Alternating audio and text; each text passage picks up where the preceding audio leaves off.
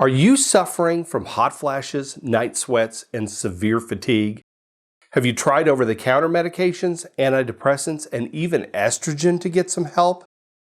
Well, I want to tell you there's a new medication that was just approved by the US FDA on May 12th that may help you.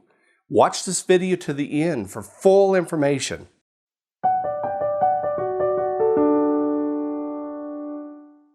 I am Jeff McQueary, a Tennessee gynecologist. If your gynecologic problems are dominating your life and you want to take back control, solve your problems with solutions from my channel, Women's Healthcare Answers. Menopause is an extremely difficult problem for women, causing severe hot flashes, night sweats, and vaginal dryness. Not sleeping well can also lead to irritability and fatigue and overall poor health. Vaginal dryness can also happen and lead to urinary troubles and pain with intercourse, and because of that, conflicts in the bedroom.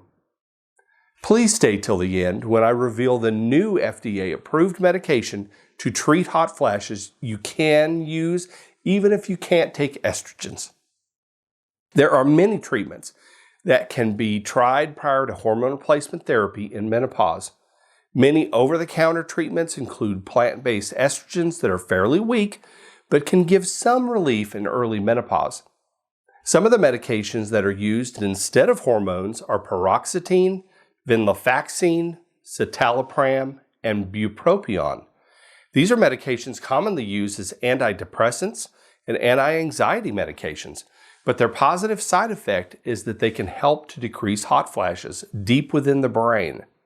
There are also neurological medications that can help decrease hot flashes such as gabapentin, clonidine, as well as a bladder medication called oxybutynin.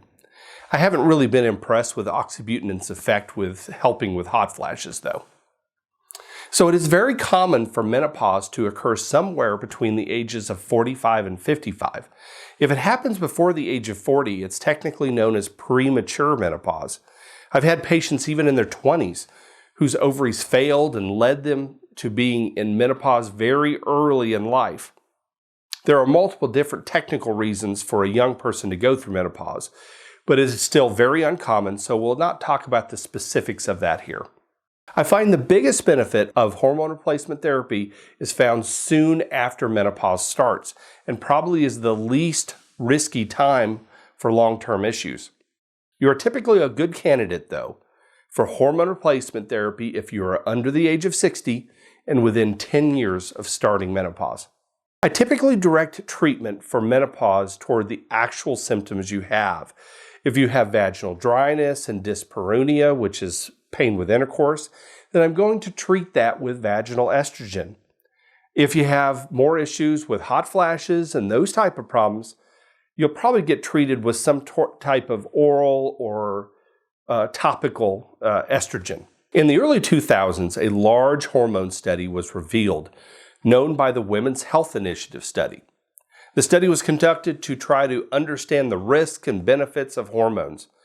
There was a lot of concern in the media at that time, and since this study said there was an increased risk for breast cancer as well as heart disease and stroke risk, they said that there was a 29% increased risk over baseline for breast cancer, but later studies even questioned whether estrogen was the true culprit in that, or could it be more the progesterone added for uterine protection?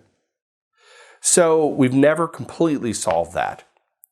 Despite those concerns, estrogen is still a very viable option for treatment if it's determined to be safe for you. Certainly, if you've had a history of blood clots, severe gallbladder or liver disease, history of stroke, severe heart disease, or even a personal or significant family history of breast cancer, then maybe hormone replacement therapy may not be right for you. So this is definitely a topic that you should talk with your gynecologist about to determine whether you should try estrogen or not. Overall though, hormone replacement therapy is the #1 best way to reduce hot flashes in postmenopausal women. The good thing is, if you've had a hysterectomy, you need estrogen only.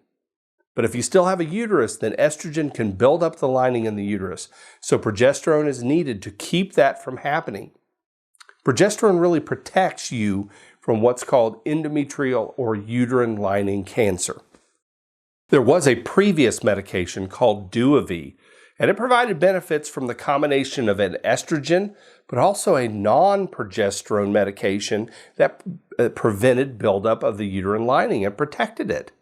Patients really like this medication, but currently it's out of stock and we don't know if it's coming back.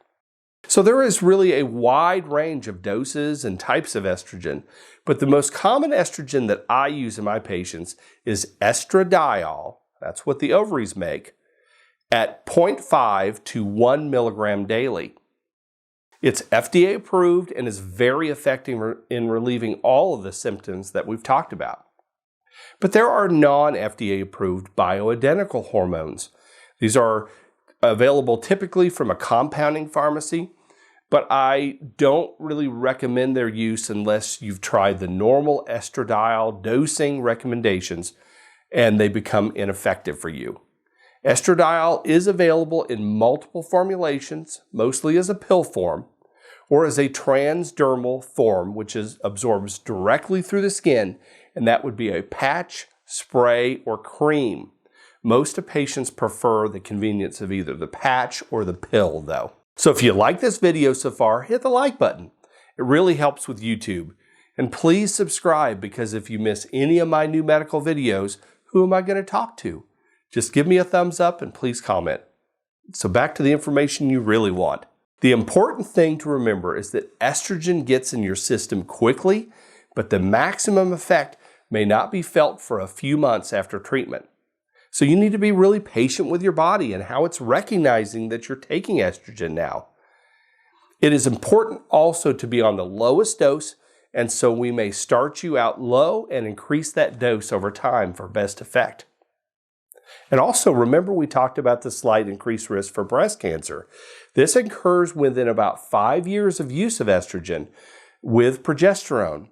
This is very similar risk to just being obese in general or drinking more than one alcoholic beverage a day.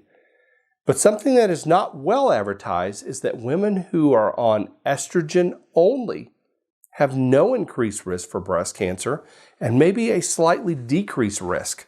I just think it's so important for you to go to your doctor and talk about your options when you're suffering from these menopausal symptoms. Estrogen was really demonized in the media, and women have really suffered because of that lack of understanding of what estrogen really does and doesn't do for your body. I think it has tremendous benefits, especially with less fatigue and good skin tone and less vaginal dryness issues, as well as overall better well-being. So now what you've been waiting for. The newest option for women with moderate to severe hot flashes that have decreased your quality of life is a medication called fezolinetant, and it will be marketed in the U.S. as Veozah. This brand new medication was approved by the U.S. FDA on just May 12th of 2023.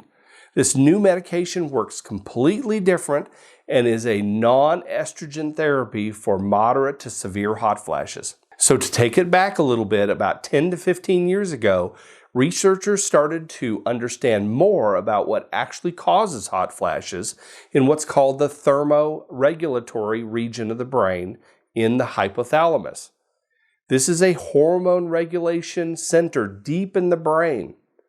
There are specific neurons called KNDy neurons, and that's spelled K-N-D-Y. These nerve cells in the brain have places where estrogen can attach itself. If there is enough estrogen, they are quiet and no alarm is sounded. But if there is low estrogen, such as in menopause, these KNDy nerve cells become agitated and more active, releasing their own hormones to the hypothalamus. This release signals to your body that you are hot, and this leads to sweating and hot flashes. So this new medication, Veozah, decreases the activity of these KNDy neurons, reducing your sensation of hot flashes. This medication tells your body that you're not hot. I really see this as a game changer because hot flashes cause a lot of fatigue from night sweats at night, thus poor sleeping, leading to poor functioning during the day. So if you have disruption in your quality of life because of menopause, and you're suffering from these hot flashes, but you have reasons to not take estrogen, then Veozah may be the best option for you. It has very low side effects, but you may not be able to take this medication if you have pre-existing liver or kidney disease. If you're suffering from menopause, though, now more than any other is the time to talk to your doctor about the newest medication for moderate to severe hot flashes, Veozah. Hopefully you feel you learned something from the information I gave you. And as always, I have enjoyed being here with you. I would love to help solve your problems at Women's Healthcare Answers. Remember, this video is meant for information purposes only. Please consult your own healthcare provider, but it's okay to reference the information I give you.